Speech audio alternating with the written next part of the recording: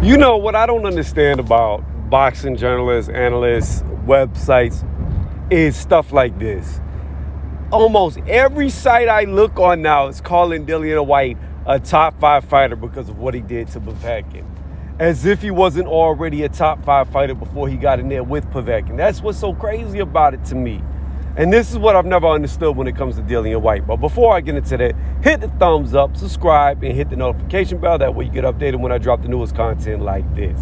With that being said, let's get into the video.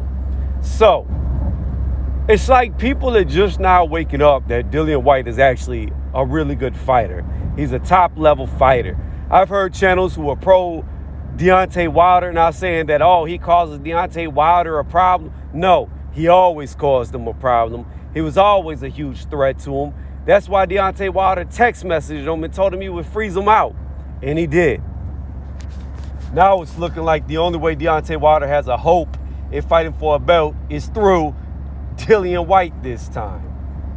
But here's the fact of the matter. The fact of the matter is, before Dillian Whyte got in there with Povetkin, he had beat more top 10 fighters than Tyson Fury, more top 10 fighters than Deontay Wilder. The only person who had beat more top 10 fighters than him was Anthony Joshua. He's beat more top 10 fighters than Andy Ruiz, Joseph Parker, Usyk, all the other heavyweights you wanted to mention at the top, Joe Joyce.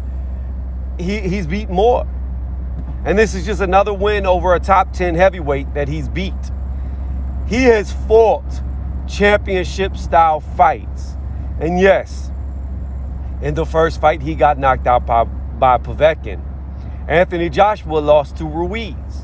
When you fight the best constantly, eventually it will not be your night. That's why at the heavyweight division, there's never been a guy to go undefeated all the way through, winning the belt and retire undefeated besides one. That's it.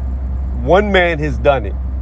Not going to bring him up because the video's not about him, but anybody who knows boxing knows who that one man was. So again, I will say this. This second fight with Povetkin didn't really show me anything different. It really didn't. I saw what I've always seen from Dillian Whyte. I saw the same type of movement, the same type of jab, the same type of straight, the same type of boxing that I've been seeing him do. This is not new to me. This might be new to y'all, but it ain't new to me. If you go back and watch the first Povetkin fight, he was dominating Povetkin. He put him on the canvas twice. Twice.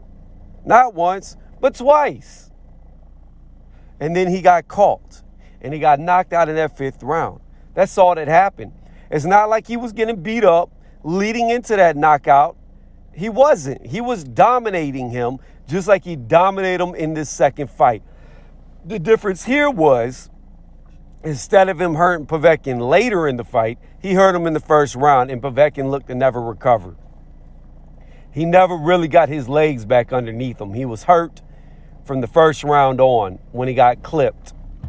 And that's all it was. So I'm not understanding what this revelation is that people are having. I'm not understanding why everybody's bigging up on him now when just before this weekend they were saying, oh, he's not good. He's trash. He can't hold a candle to these other guys. I mean, he literally went in there and had a rematch with a guy that he was dominating before he got knocked out. So I don't see what changes here, because the first fight went exactly like the second fight, or I should say the second fight was playing out exactly like the first fight. The only difference here was he finished Povetkin where Povetkin didn't get to slip in and hit him and put him out with one shot. But other than that, he really wasn't doing anything to Dillian Whyte in the first fight to make you think that Dillian Whyte is a shitty boxer, because he's not. He just got caught.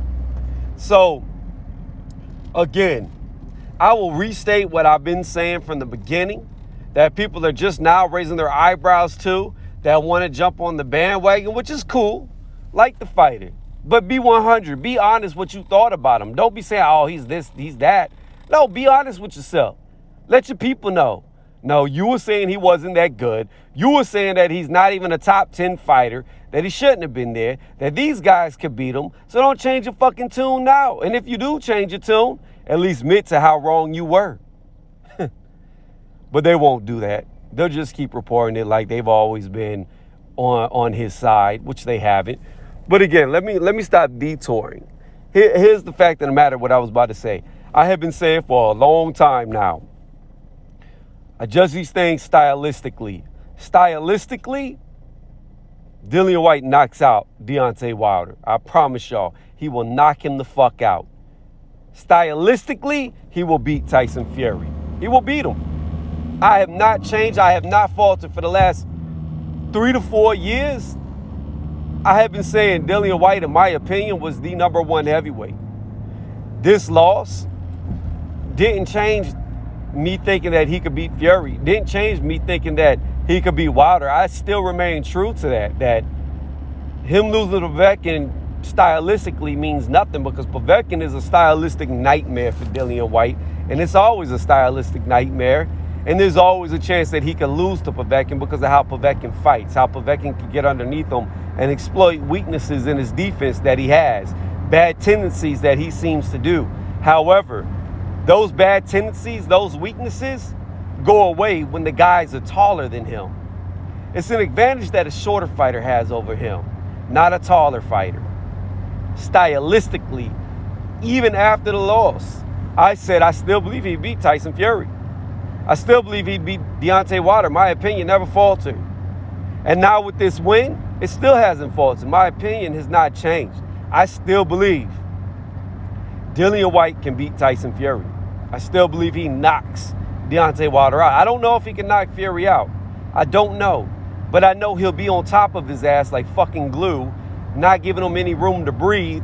And he's big enough, strong enough, because he trains different than these other guys. Dillian Whyte actually trains for strength, not for aesthetics, not for looks, but for power. I know he's strong enough that Fury's not going to be able to fucking lay on top of him and get him tired. He'll get his ass flung off. So, again, I will come back full circle. Dillian Whyte has been a top-tier heavyweight. This is how I've always seen it for the top 3. And I consider the top 3, because we don't know what Deontay Wilder is doing, Tyson Fury, Anthony Joshua, Dillian Whyte. That's my top 3. Has not changed. This is how I see it. Tyson Fury is greater than AJ. AJ, Dillian Whyte is a 50-50 fight. Dillian Whyte is greater than Tyson Fury. That's how I've seen it. That's what I believe. I believe if Dillian Whyte gets in there with Anthony Joshua, he has a lot more problems stylistically than he does against Tyson Fury. Whereas I see Tyson Fury against AJ, he gives AJ a hell of a lot of issues stylistically.